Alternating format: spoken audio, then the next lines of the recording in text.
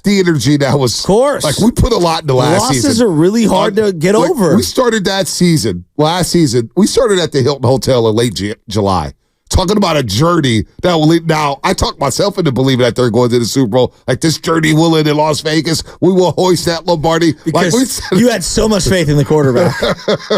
I did have faith in the quarterback. I told you the offense is going to score 30 a game.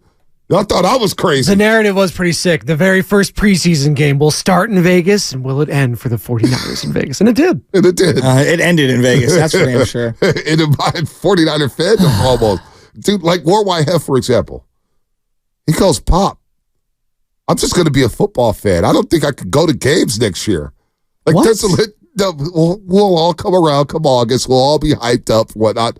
Bro, but there is going to be some reservations. After 2 months of the Giants grounding into double plays, okay, we are going to be dying for the 49ers in shorts and T-shirts. What are you talking about? You said it. What are you talking about? Not me. Hey, grounding into double plays would be an upgrade from striking out. Oh, man. Oh, my gosh. Oh, man. It's going to film all my And we got a Pasoy problem in the clubhouse. I forgot all about that. Where's he at now? Oh, he's in Arizona, right? No, where's he at? Well, he fake signed with the Phillies. He fake signed in Japan, and I believe he was going to sign in Arizona. Jock Peterson. I mean, Jock, dude. The stories coming out after Jock left the Giants from people within the organization to me, I want to be like, then why the hell did you guys hype him up like he was the mascot of the team for 2 years? No, I'm serious. They're like, it's so fun watching him play left field and run around in circles and miss the ball. And I'm like, Jock is so overrated. You screamed at Willer. You guys got in a huge argument about $20 million and who's paying him.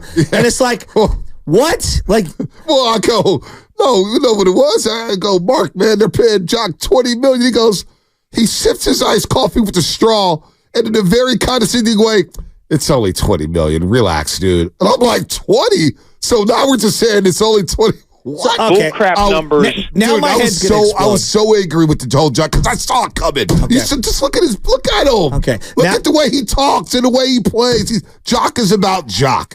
Jock is, you know what? I'll say this right now, since we're on this side. We'll get back to the lines in just a second. Oh, I see somebody's calling in. I ain't heard from them in over 3 months. I can't wait to get him on the line, tell him about himself. Can't wait to get to him. Trust me, won't want to miss that 5 minutes.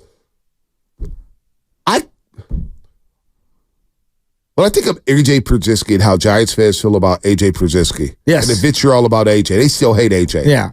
That's how I feel about Jock. I never felt that way about A.J. Przybylski. Oh, I couldn't. I was like, whatever. 1 year. He also broke the record for most double plays grounded into it at that time. It was bad. He was bad. Francisco. Oh my God. I think I have more disdain for Jock Peterson. Because really? He was a former Dodger. Uh-huh. He came here.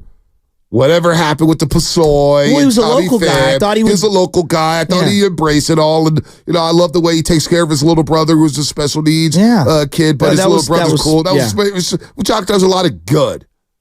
But as a baseball player, as a teammate, and the way he hustled in the outfield, the way he tracked balls, the way he just struck, speaking of Team Hennessy, I get triggered hearing about Jock Peterson. Well, all the stuff I've heard now is that he had liquor galore all throughout the clubhouse, and there's just a lot that he stopped taking batting practice. I mean, he gave up. Here's one thing.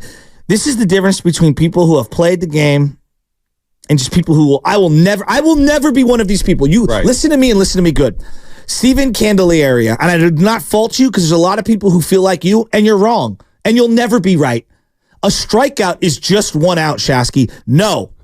Putting the ball in play and running down the line and forcing someone to catch the ball, throw over to first, and them to have to catch it requires levels of creating an out. Yep. There's something about the endorphins of running down the line. It's still frustrating. You made an out. There's no doubt. The end result is the same. Psychologically, striking out, to me, is never accepted. No. And from the way I grew up and how I played ball, put the ball in play. Striking out is not just an out. It is demoralizing. When there are runners on and you ground one out weakly over to second base, you still might be able to get the run home. When you strike out, nothing positive happens. No. I'm sorry. I will never endorse striking out. No. I'm sorry. Now I'll never endorse Jock's tenure with the Giants. It was not a good tenure. It's $20 million for what he did. Chapman's making less, and he's 50 times the defender, clearly. Just before we get to the lines here, just a second. I got to look up Jock's numbers from last year. I have to. Maybe I'll laugh. Maybe I'll get triggered again. I don't know why he triggered me so much. It was the look. It was the nonchalant. You want to talk about body language? We got a Brandon Belt for his body language. Just look at Jock Peterson. Look at Jock last year. Look at Jock the last 2 years. The guy looked like he didn't give a damn where the Giants were in the standings. All right, last year he 15 homers, 51 RBIs, 235 batting average, and got paid $20 million for that production. To be a platoon DH. And Mark Willer sat here and told me it's just $20 million. That's the problem with the Giants. That's what BPA is talking about. They've brainwashed us into believing that 15 home runs and 35 RBIs or 51 RBIs is good enough production for $20 million. Boy, we know how to squeeze money out here in the Giants. Organizational spending has been atrocious for this baseball team. Atrocious. So I got a lot of love for you, too. I'm trying to be intrigued about the Giants, and now we ain't even got the regular season yet, and I'm starting to get ticked off about the Giants. Just thinking about what's to come for the next 6 months, thinking, how am I going to dress this loss up? How am I going to dress this situation up? Marco Luciano, you got me so happy about him, Shask, over the last 3 years. You guys ain't want to trade Luciano for anything. Now, this guy may not even start coming out of spring training for Nick Ahmed. Good Lord, man. This organization, oh, man. Holy smokes. You're listening to 95.7 KGMC FM AC1 San Francisco. I swear, dude, I'm starting to think about it like, and I'm seeing Jackson Holiday smack 0-2 fastballs. So Come on, man. Real quick on that. Let me get the you read the legal because I want to get to something. 95.7 KGMZ FM and AC1 San Francisco. Don't forget, you can also watch us every day on our YouTube and Twitch streams. Just log on and search 95.7 K. Be sure to like and subscribe to the channel while you are there. Brought to you by First NorCal Credit Union. Upgrade your savings dividend. Open a First NorCal first-class money market today. It's officially legal tampering right now in the NFL. Now. We're monitoring that. We're going to get back into the Niners. Okay. J.J. Swift going to Chicago, looks like. One thing I will say about BPA, he's so right about this, regarding the tyrannic, and this was his words, not mine, ability for the 49ers to spin control and damage control. The Giants. How people talk about them.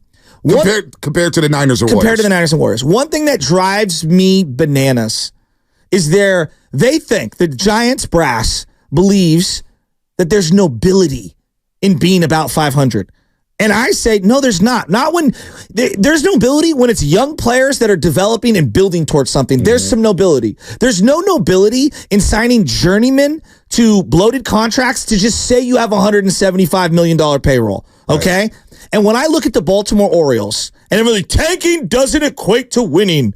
Well, I look at their roster, and they tanked, and they got the number 1 overall pick multiple times, and a number 2 overall pick, and they nailed those picks. Right. We had the number 2 overall pick one time, and we whiffed on it, okay, in Joey Bart, and we haven't hit anything else outside of that. And I look at all these teams that have these high picks. You see this guy who's pitching for the Pirates? Yeah. Skeens? He's blowing 100 miles an hour. Like Dylan Cruz, number 2 overall pick for Washington, is ready to play right away. The Astros. It's not about a singular draft. Being bad for multiple years at the big league level nets you better opportunities to swing on high talent. Hey, listen, it's not going to stop with Jackson Holiday. No. They got more in the pipeline in Baltimore. And they traded another guy because they had so many high picks to get Corbin Burns. Dude, I'll take Colton Cowser right now in the outfield for the Giants and give him 500 at-bats. Don't even know what he is in Baltimore, but he's already up. So when you think about all these other teams, and I'm looking at the Giants, we got Logan Webb.